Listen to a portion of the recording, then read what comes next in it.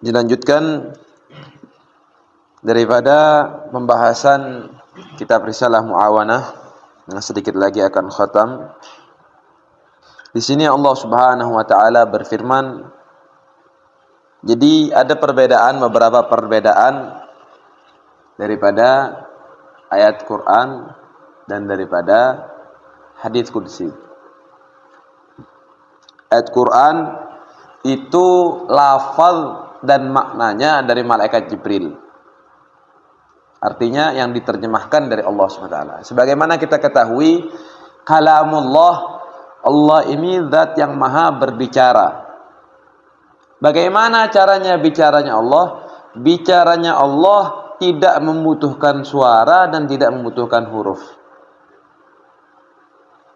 Ya, bicaranya Allah tidak membutuhkan suara dan tidak membutuhkan huruf.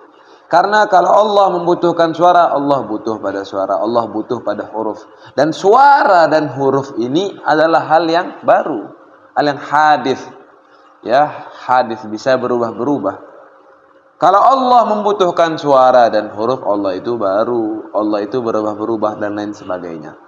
Jadi Allah itu zat yang maha berbicara, yang mana tidak membutuhkan suara. Dan lalu bagaimana? Katanya para ulama, seandainya kita diperlihatkan, kita akan paham. Karena kita tidak diperlihatkan, kita tidak paham. Ya, jadi itu dia. Lalu Al-Quran ini kan ada huruf, ada suara, ada ini. Al-Quran maknanya dari Allah. Maknanya dari Allah. Ya, yang diterjemahkan dengan bahasa Arab melalui malaikat Jibril. Ya, yang diterjemahkan oleh malaikat Jibril melalui dengan bahasa Arab. Itu dia. Itu bedanya, ya.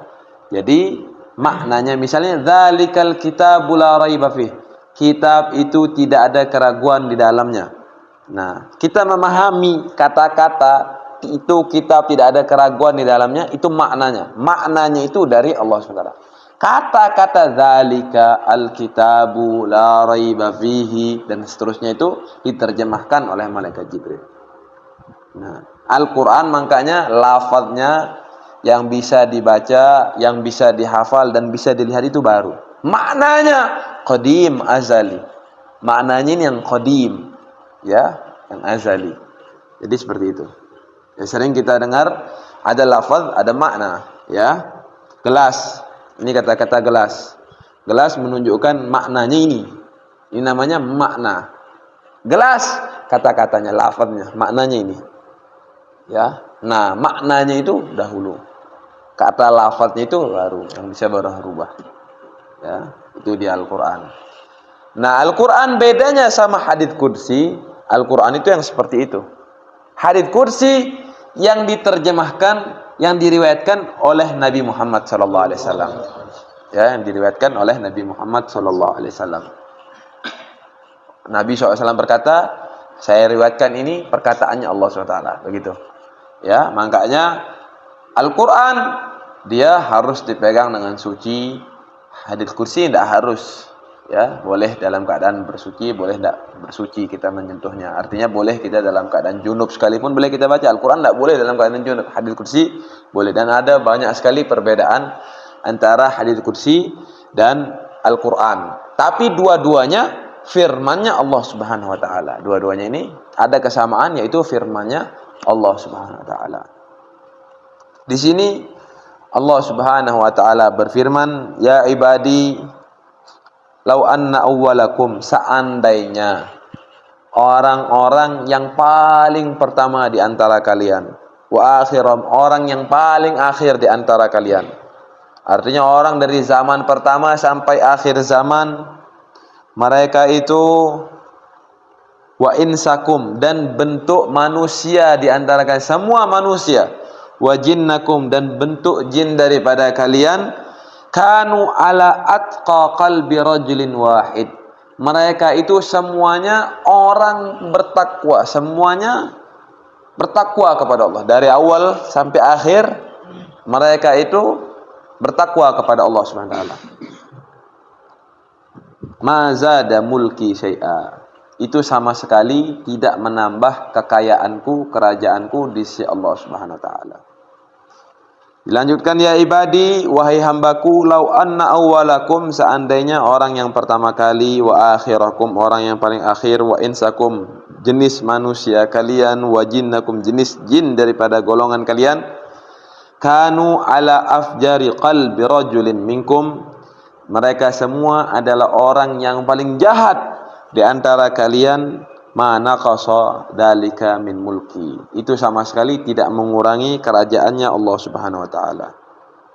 Dilanjutkan lagi, ya ibadi law anna awwalakum wa akhirakum, orang yang paling pertama dan terakhir, wa insakum wa jinnakum, bentuk jenis manusia dan jin di antara kalian, qamu fi sa'idin wahid, mereka berdiri di atas puncak yang sama, fasa'aluni, mereka minta permintaan, fa'ataitu kulla insanin mas'alatah, aku berikan setiap orang doanya, mana qasadalika mimma indi, itu sama sekali tidak mengurangi apa saja yang ada di sisiku, illa kama yang kusul mikhyat, seperti berkurangnya celupan daripada jarum kita masukkan ke lautan, maka segitu kekurangan, berkurangnya daripada kerajaannya Allah SWT. Artinya tidak berubah apapun di sisi kerajaannya Allah SWT. Jadi di sini bagaimana Allah Subhanahu wa taala pertama tidak butuh terhadap kebaikan yang kita lakukan. Dan Allah Subhanahu wa taala tidak merasa kurang tatkala kita itu berbuat salah kepada Allah SWT. Mau sedunia taat, maka tidak menambah daripada kerajaannya Allah SWT. Mau sedunia maksiat, tidak sama sekali mengurangi kerajaan Allah SWT. Allah tidak butuh pada kebaikan kita, dan Allah tidak terganggu dengan keburukan kita. Ya, itu bagaimana agungnya Allah Subhanahu wa taala, mulianya Allah Subhanahu wa taala. Berbeda sama makhluk. Makhluk itu semakin banyak pengikutnya, minimal dia semakin terlihat berwibawa. Dia menjadi raja. Ya. Makhluk itu dia bisa menjadi raja ketika memiliki kerajaan. Ya, kita tiba-tiba jadi ngaku raja, tidak ada pengikut. Ya tidak ada. Tidak ada yang mau ngaku kita jadi raja, ya. Atau sedunia hina kita, kita akan hina di sisi manusia. Tidak bermanfaat dan lain sebagainya. Tapi Allah dihina sedunia, tidak hina. Tanpa pengikut pun Allah tetap raja. Ya, tanpa ada yang mengikut pun Allah tetap raja. Itu yang pertama kali. Ya, jadi amalan kita sama sekali tidak menambah keridhaan dan tidak menambah keagungan Allah Subhanahu wa taala.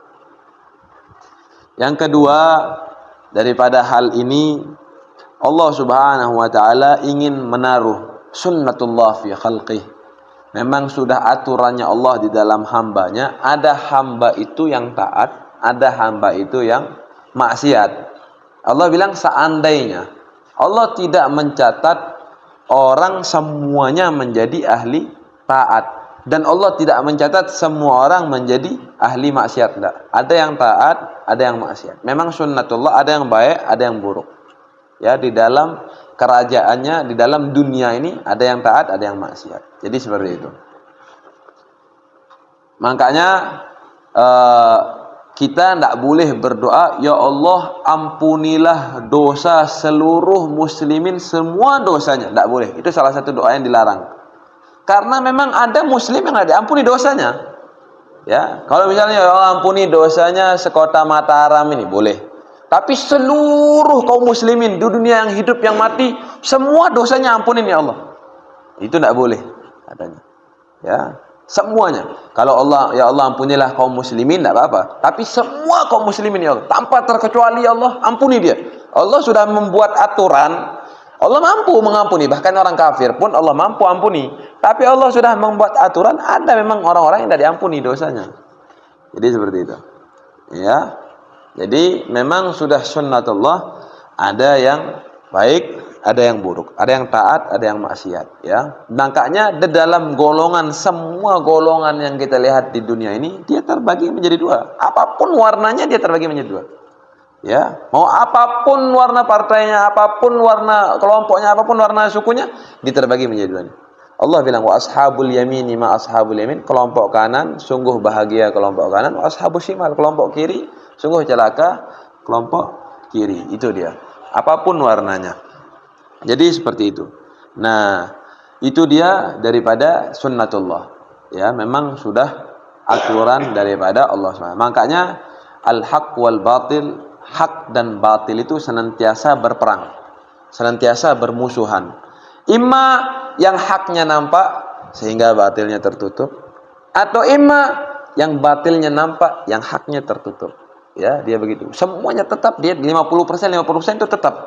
Tapi yang nampaknya kayak zaman kita sekarang, yang nampaknya yang batil, ya, yang nampaknya yang batil. Padahal banyak masih orang yang hak ini, tapi dia tidak kelihatan.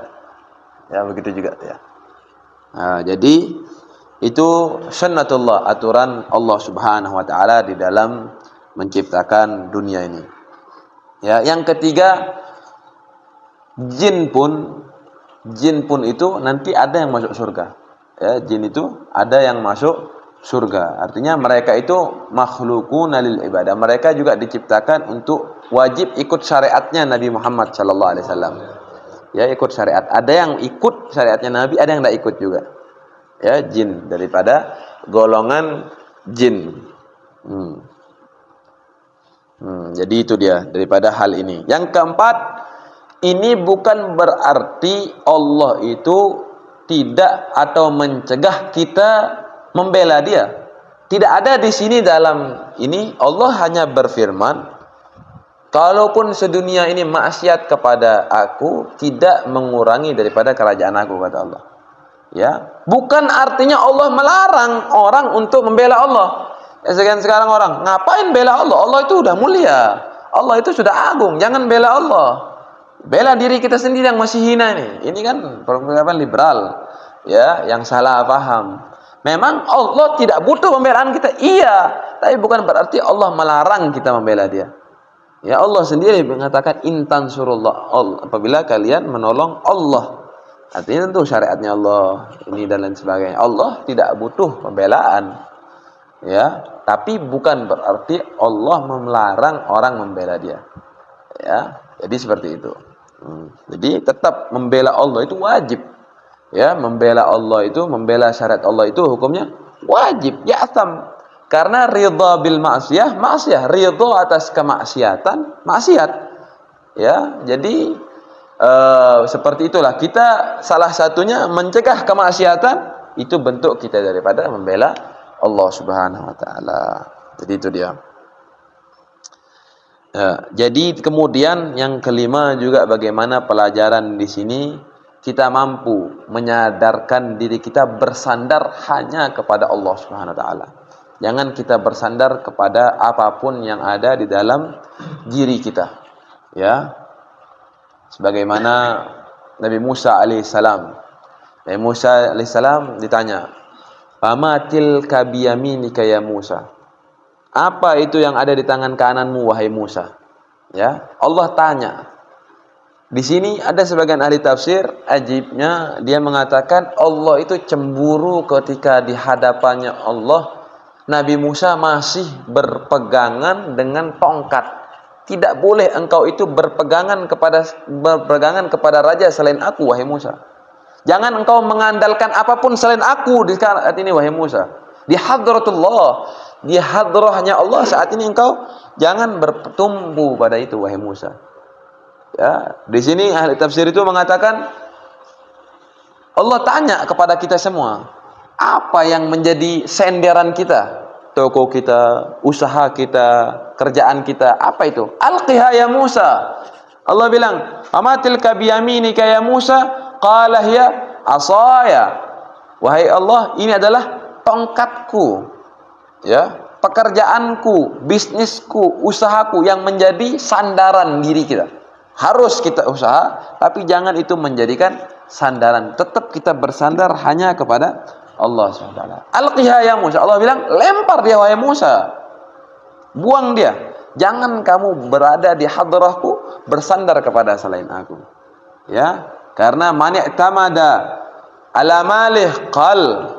Siapa orang yang bersandar pada hartanya, qal, dia akan merasa sedikit. Berapa? 100 miliar. Sedikit. Terbatas, masih ada jumlah yang terbatas. Wa man i'tamada ala jahi dzal. Siapa yang bersandar dengan jabatannya, dia akan hina, takut hilang jabatannya, takut hina. Ya. Sama ni'tamada 'ala Allah, siapa orang bersandar kepada Allah, la dzalla wa la qal, dia tidak akan merasakan sedikit dan tidak akan merasakan hina. Ya, jadi kita itu bagaimana mampu di dalam hadis qudsi ini kita disadarkan oleh Allah bahwasanya kita harus menyandarkan diri kita kepada Allah Subhanahu wa taala. Ya.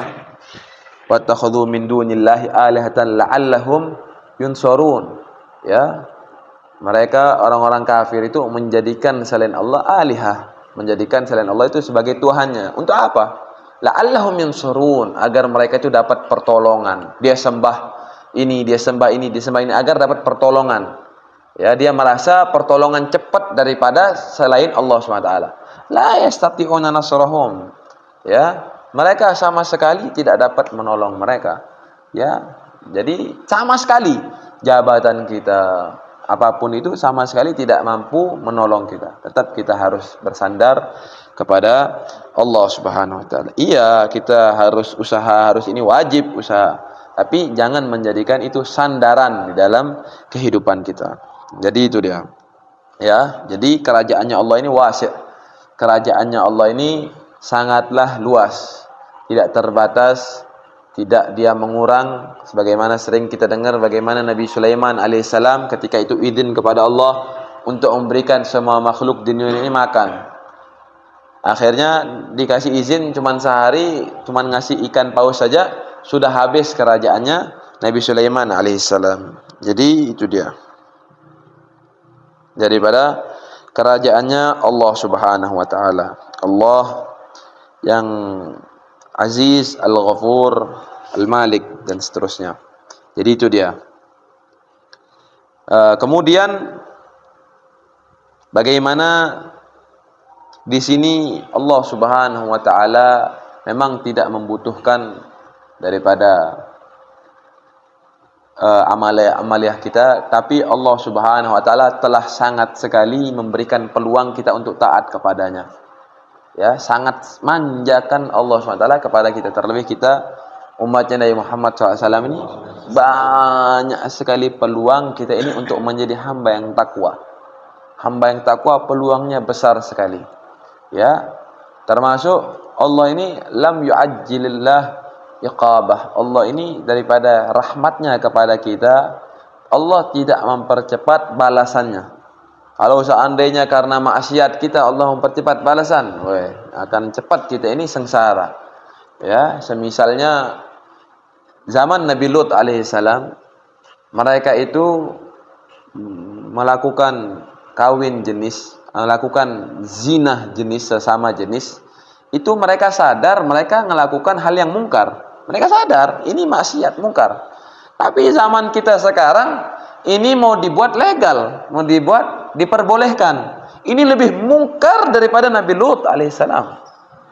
Ya, lebih mungkar. Tapi alhamdulillahnya Allah tidak mempercepat balasan itu. Allah masih memberikan jeda waktu kita untuk bertaubat kepada Allah Subhanahu wa taala. Banyak sekali pintu-pintu rahmat, pintu-pintu kita ampunan daripada Allah Subhanahu wa taala. Jadi memang Allah tidak membutuhkan, tapi Allah banyak sekali memberikan rahmat. Allah ini mendahulukan rahmatnya daripada azabnya.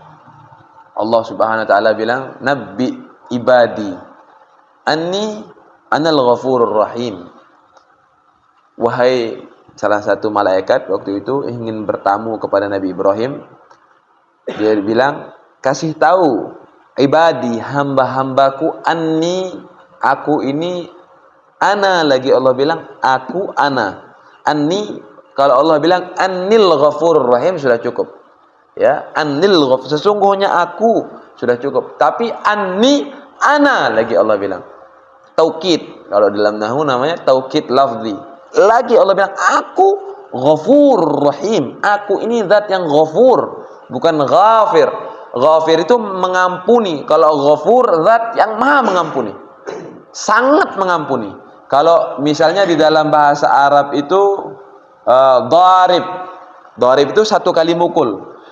Ini hadza rajulun dharib. Ini orang yang suka mukul. Dharib yang suka mukul. Kalau dorub sering kali dia mukul. Lebih sering. Nah, ini ghafir mengampuni, ghafur yang sangat cepat mengampuni.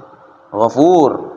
Nabi ibadi anni anal ghafurur rahim, lagi rahim, ya, rahmah, kasih sayang Allah. Artinya Allah itu rahmatnya memasukkan orang-orang yang taat dan orang-orang, kalau yang ghafur artinya orang-orang yang taubat dimasukkan ke surganya Allah SWT. Itu artinya ghafur. Ya, Allah mengampuni. Bukan seperti kita kasih maaf hati kita anu, bukan itu arti Allah. Allah tidak punya rasa, perasaan. Artinya Allah mengampuni sehingga dimasukkan ke dalam surganya Allah SWT. Rahim, Allah mengasukkan hamba-hambanya yang taat ke dalam surga. Rahim. Nabi ibadi, kasih tahu hambaku, kata Allah. Wa anna azabi. Ya. Dan sesungguhnya azabku. Allah tidak bilang aku di sini. Sesungguhnya azabku. Anna azabi huwal, dia itu Allah pakai lagi azabi huwa. Azabku itu dia alim, dia pedih. Bukan akunya, azabku ya. Kalau sifatnya Allah Rahim, Ghafur. Ya, jadi begitu luar biasanya kasih sayang Allah Subhanahu wa taala kepada kita. Jadi harapan untuk kita bertaubat, minta ampun daripada ini semua, ya, bagaimana besar kasih sayangnya Allah SWT. Ini dalam hadits qudsi ini.